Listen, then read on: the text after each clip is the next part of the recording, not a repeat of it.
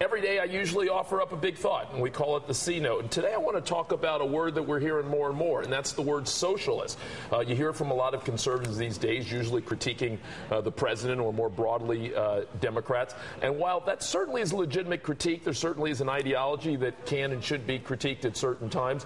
It also sometimes is just a kind of a generic conservative bludgeoning tool. And that's all right, too, because you hear it on the Democratic side as well, right-wing nut, what have you.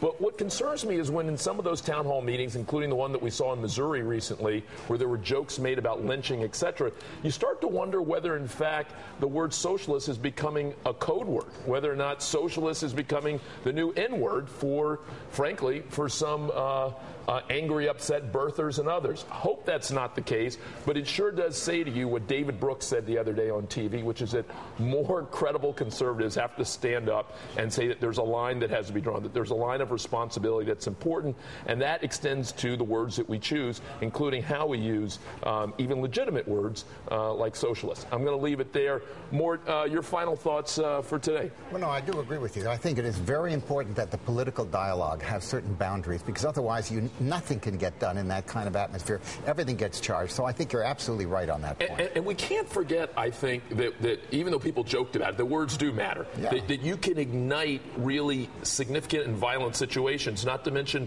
destructive situations from a policy point where you can't even have a real conversation. And then the conversation gets to be about the fight, not about the policy issue, and that everything gets distracted. You know, I thought, finally, I thought what Audrey McClain shared about immigration was really interesting, because so much of the immigration conversation, understandably, is about one portion of it, but that portion about innovation, particularly in the technology space, I think is a worthy conversation to have. It is amazing how high the proportion of people who are studying the hard sciences and getting MAs and PhDs are foreigners. We are now training them. We do the best. We have the best educational system. And what do? We don't let them stay in the country. They go to other countries. They join other companies and become competitive with us. It's totally insane. It's one of the most counterproductive policies not to allow these people to join American companies. Also, finally, brings up in my mind, I still believe that we don't do enough in terms of really aggressive math and science academy in low-income areas, because I do believe that we could be growing more of our own there.